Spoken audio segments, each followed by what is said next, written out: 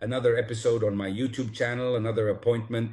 I know for many of you this is a regular event, and I am truly grateful for that. We're heading into the weekend, which will be a long one going all the way to Monday. Next week, we won't have any major events, but as you know, there will still be games and we'll be getting into situations related to the market. I'm not here to fool you. I've done some things related to the market in the past few days, including some videos. I'd like to answer a few questions because so many of you have written to me and I don't want to mislead you. Because when it comes to the striker, for example, at Milan, you start with one name, then it becomes 6 or 7 names, basically a new name every day. For those who know me, I'm not about that philosophy, so when I have news, I'll share it. But there are some updates regarding strikers being linked to Serie A clubs. I have to give them to you based on the checks I've made. First of all, let's get this idea out of our heads that it can be done regardless of the current squad. In my opinion, Milan should sign a striker regardless of Jimenez and also bring in Nkunku because so far Nkunku has been disappointing. Then if he scores 2 goals against Sassuolo on Sunday, those who change their minds after just one match will come out in force. For me, in the sense that you absolutely need a dedicated and prolific striker regardless of any circumstances.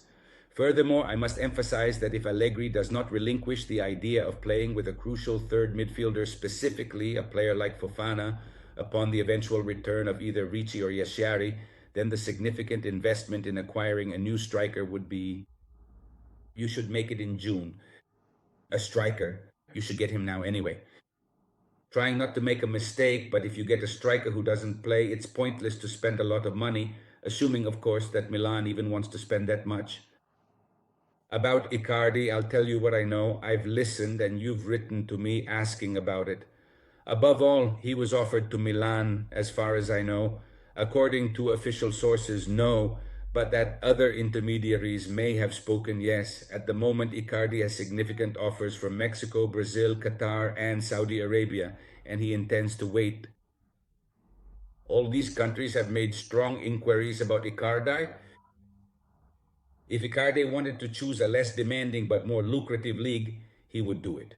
He's not even 36 yet. He intends to wait. This is a deal that starts from a base salary of 10 million. You know very well that when your contract is expiring, there's a commission involved. You don't settle for just taking 5. At the moment, this is where things stand.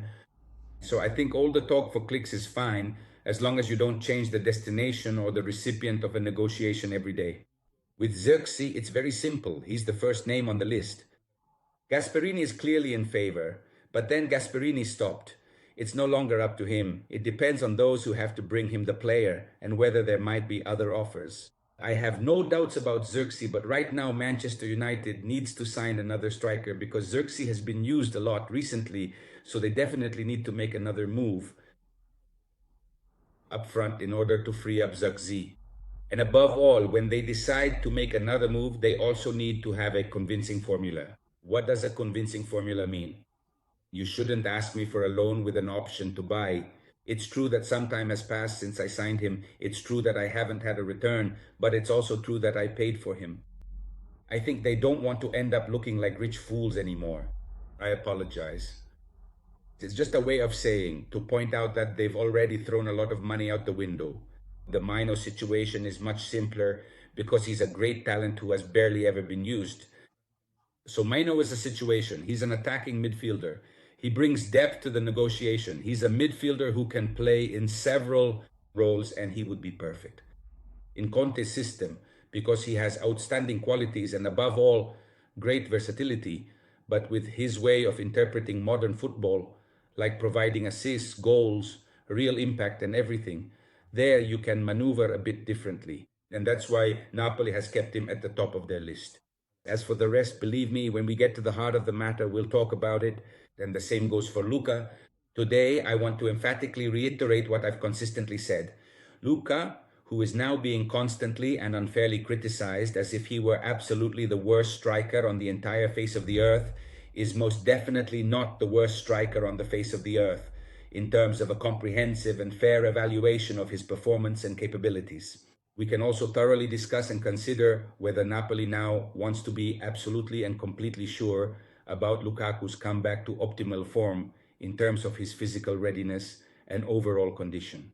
But Napoli isn't just giving Lukaku away. At most, they might let him play in 25 days if they see that Lukaku is back to full fitness. You need to know that in January, I'll repeat it until you're sick of hearing it, those who have money often can't buy, and those who don't have money, even more so. Meaning you have the money, but you go to someone who won't sell to you in January. I'm speaking in general, there can be exceptions. Why won't they sell to you? Because maybe I've already planned out this season to go all the way and I don't care about your money because I have a strong financial situation and I'm seeing this through to the end. We can talk about it again next summer. So, in general, it won't be easy. Don't expect anything spectacular. I expect some adjustments, and those adjustments could even involve expensive deals, but this isn't the kind of market where you usually see willingness from those who clearly don't need to cash in because their finances are in good shape. But there's one thing I want to say because it's not like every time we have to read about Juventus. The statement following the shareholders' meeting said that it was decided to put in 20, put in 25, put in 30 again, put in 35 again, put in 40 again, because if that's the case, we could start a club too. We could spend and splurge without any sense. And what about the community league? There are some answers they owe regarding what they did last summer, but above all, I hope and I wish this for Juventus that they don't waste more money on strong players who aren't actually a good fit. A lot of you have asked me about Fratesi, which isn't something new, but he was a Juventus target back when Juve was looking for someone in that role, which I think they ended up covering in a different way, but not drastically different with Thuram. And if you're going to play a 4-2-3-1, you still need someone who can bring order to the midfield.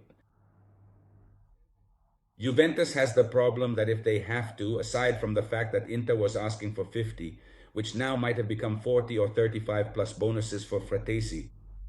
But be careful not to make more mistakes on top of the ones you've already made, because in the end, mistakes add up and it can happen to anyone. The sporting director, we can plan the entire transfer market. You make mistakes, you don't realize your errors, and you keep making them. And it seems to me that in any case, there needs to be a stop to this. Because if we open up a debate, I don't know how many people today would say, we need a midfielder with Fratesi's characteristics. I'm convinced that many would say we need, referring to Juventus fans, so the we is about Juventus fans, we need a midfielder with strong qualities of order, a man of order, a playmaker. You can also use Locatelli as a mezzala, you can play with Thuram and another player. In a two-man midfield, you can play with whoever you want. But let's try to spend wisely. So the concept of let's spend wisely is an idea that hasn't really sunk in. I always think about this. When the money isn't yours, it's way too easy to do whatever you want. But then in the end, you get the bill. When the money is yours, it's like when someone says, but he should give up that salary because of how he failed. Yeah, but he has to give it up, not you. It's absolutely his own money, not yours at all. Because if he were truly thinking with your hard-earned money and then actually said, you absolutely have to give these valuable things up, I genuinely think you'd get incredibly mad and quite rightly say, how dare you even suggest such a thing? The money is mine. This concept always applies. But if in your investment, you go extra large and you haven't understood your mistakes and you keep making the same ones and you keep seeing this, in the end they tell you and give you the label that by repeating and reiterating the same mistakes, you show that you're not Juve material. So I expect a transfer market with little money, but if you have to loosen the purse strings and we have to read another statement, Juve puts in another 40 million. I'll give you an example for the January transfer window. Let's make sure that those 40 million are spent well, otherwise I wouldn't even put them in. Certain positions need to be filled. They need to be covered in a certain way. There's no need for adventures because when it comes to adventures, Juventus has had plenty of them. Other clubs, like Napoli, for example, who in my opinion have made some very smart moves in the last few transfer windows, they are in a hurry to bring in at least one midfielder, numerically speaking. Other clubs like Lazio still have to wait a few more days to understand what their transfer balance will be. And there are already some names that are quite ready. Other clubs like Atalanta maybe need to trim down their attacking department. There's the Africa Cup of Nations, Some players leave, some come back. It will be chaos from every point of view, but I repeat, as I say goodbye and thank you, if you have money, you spend it wisely. Otherwise, mommy and daddy won't give you money just so you can throw it out the window like the old allowance you used to spend on nonsense. Next time, they'll tell you, we're not giving it to you anymore. So, whether inside or outside this metaphor, imagine the market. Imagine mistakes that, in my opinion, with hindsight, before not after, you shouldn't make. I wish you an excellent and extraordinary weekend wherever you are. We'll definitely see each other again soon. We have other topics to cover. I repeat, from my point of view, we'll really get into the heart of the market in the last week or from the last week of December onwards. But there will be other things before that, and I'll be here ready to talk about them. Thank you all.